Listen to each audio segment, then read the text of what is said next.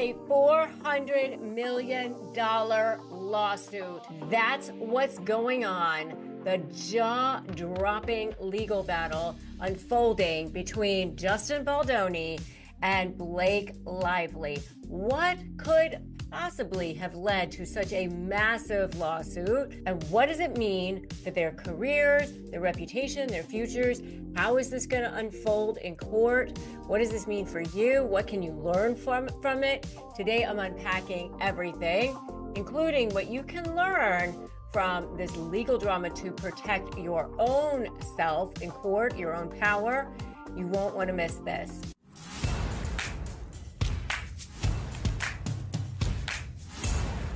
Hey there, I'm Rebecca Zung, attorney, negotiation expert, and best-selling author of Slay the Bully. And I'm here to help you slay your life by mastering negotiations and conflict resolution. Whether you're dealing with high-stakes situations at work, in relationships, or even in court, I'm here to give you the tools to win. If that sounds like something you need, hit that subscribe button and turn on that bell, the notifications, so that you don't miss a single second of the strategies that I share here. So let's dive in. Today, we're going to be diving deep into Justin Baldoni's $400 million lawsuit against Blake Lively. And if you're not up to date, remember they both starred in the hit series It Ends With Us. I'm going to explain to you what this case is all about, the legal strategies at play, and what both sides need to prove to get their potential outcomes. And I'm going to go through what the potential outcomes are going to potentially be. And most importantly, I'm going to share with you what you can learn to stand your ground in high stakes situations. So let's start with the basics. Justin Baldoni, known for Jane the Virgin and his work as a filmmaker, they also did It Ends With Us together, has filed this massive lawsuit in response and in retaliation to Blake Lively because remember, she had filed a lawsuit against him. She is a Hollywood A-lister known for Gossip Girl and a string of other successful films. Now, if this case involves a breach of contract, Baldoni is going to need to prove for himself a valid, enforceable contract existed. Lively, on the other hand, he's going to have to prove that she didn't uphold her end of the deal and that this breach is directly causing him financial harm, that there's damages to be proven, all right? And if it's about defamation, Baldoni's going to need to show that there's been a false statement of fact, that it was communicated to others, and that it caused harm, again, damages to his reputation. If there's an intellectual property dispute, he'd have to prove he owned the IP and that her actions infringed on his rights. Now, let's talk about the $400 million number. This number is not random. It's likely calculated based on projected financial impact that he is going to be sustaining or has already sustained. It's based on losses. It has to be quantifiable. These damages aren't just chosen out of the air. It's going to be reputational harm, potentially punitive damages. But let me tell you, courts don't just hand over that kind of money. You have to prove every penny. And what he's going to have to prove is going to be a little bit tricky for him because as plaintiff of his lawsuit, he's also defending against another one. He has the burden of proof to prove everything that's in his particular suit. Blake Lively's actions caused him harm, and he's going to have to back it up with solid evidence. What is he going to need? He's going to need a contract, written agreements, all of the things that were expected of Lively. He's going to have to document any harm that he is sustaining or is going to sustain, loss of revenue, damage to his reputation, that sort of thing. He's going to need witness testimony or potentially even expert analysis without a clear causal link. He's going to have to show like, oh, I didn't just get this movie because I didn't pass muster with the studios or whatever. I didn't get it because of what was she said and the damage that it caused. So he's going to have to show a causal link, a direct line between Lively's actions and his damages. And without that, his case falls apart, okay?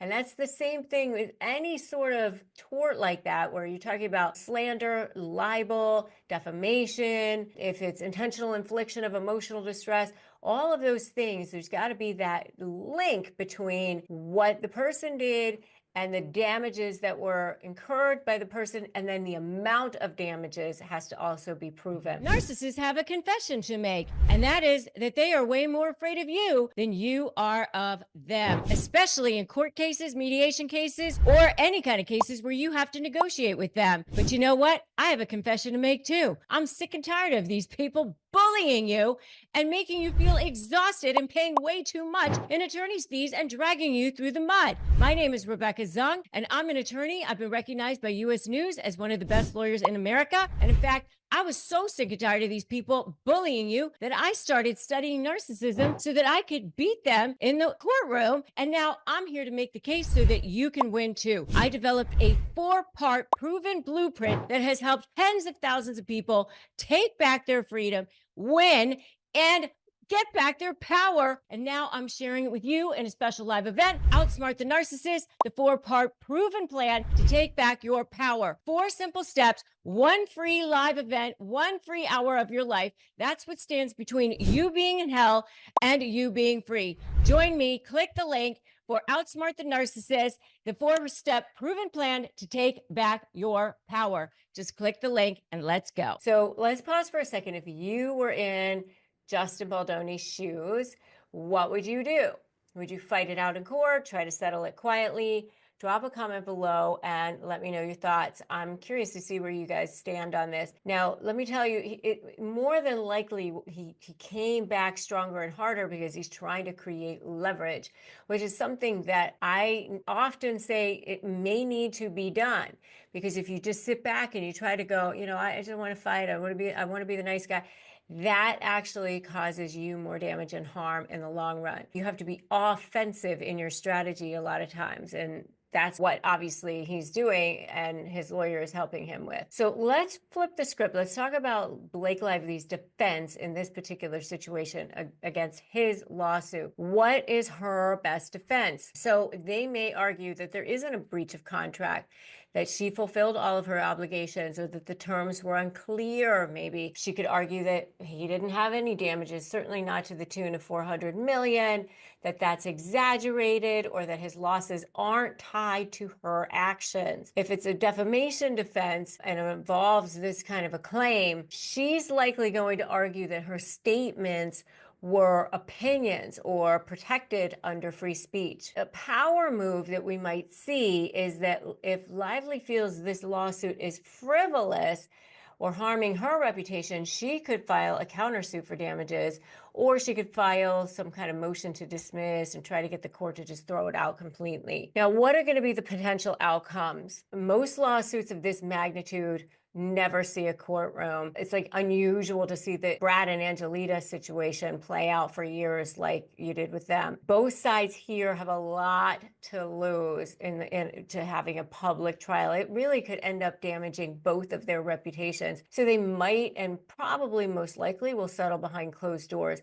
More than likely, the court is going to order them to do some sort of conflict resolution before they get to trial, whether it's a mediation, an arbitration, even just sitting down with their lawyers in a 4-way conference. And if that happens and they do resolve it, who knows? It could mean payments to one another, a mutual agreement to drop the case, could mean certainly some kind of non-disclosure agreement, that sort of thing. If Justin Baldoni wins, the court is going to have to determine, there's kind of a 2-part to this. First, does he even have a claim? And if so, okay, can you move forward? Now he wins.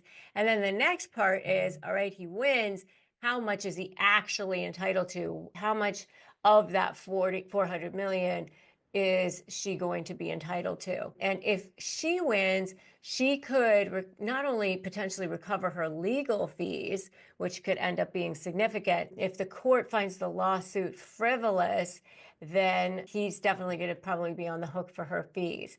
And there's always the, the vice versa, because remember, she's got a lawsuit against him as well. So if you're watching this and you're wondering how to protect yourself in court from a narcissist, I have a free masterclass. I got you covered. It's all about how to expose a narcissist in court. So you can go to to icanslay.com, where I teach you step-by-step strategies to take control, set boundaries, and negotiate from a position of power. So make sure you don't miss that. So what lessons can you apply here? This case isn't just about Hollywood. It's about strategy and preparation and power dynamics. And here's what you can get from that. Always get agreements in writing, number one, no matter what, even if you're just sending a follow-up text, follow-up email, whatever, just to confirm this is what we talked about and this is what we agreed to. Keep detailed records of all communication and do it in real time. Don't think that you're going to go back and piece it together and that you're going to remember. Just have a note section in your phone or a Google Doc or whatever it is,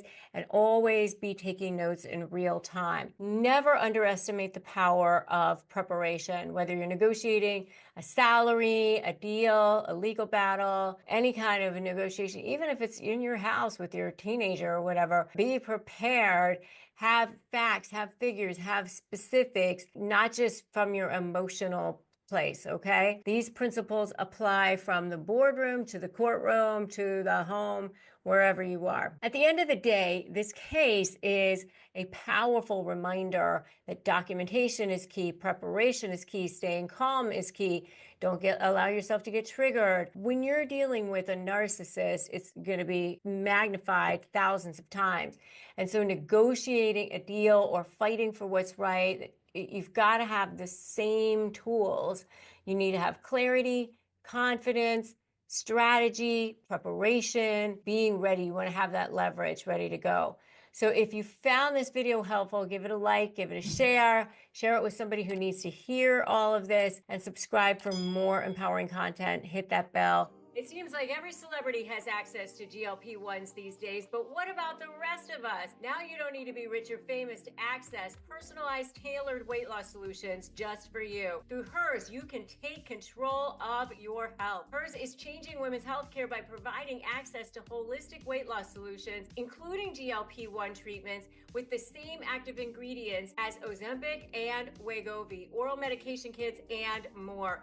You'll connect with a medical provider who will develop a plan based on your needs. And if prescribed, your medication is included as part of a doctor-designed weight loss program, complete with ongoing care, online support, all at no additional cost. Plans start at just $199 a month with a 12-month subscription, paid up front, and your treatment ships directly to your door. So if you've been struggling with weight loss and you want to find the right solution just for you, start your free online visit today at forhers.com/negotiate. That's forhers.com/negotiate for your personalized weight loss treatment options. Hers is not available everywhere. Compounded programs are not FDA approved or verified for safety, effectiveness, or quality. Prescription required, restrictions apply. Wegovy and Ozempic are not compounded.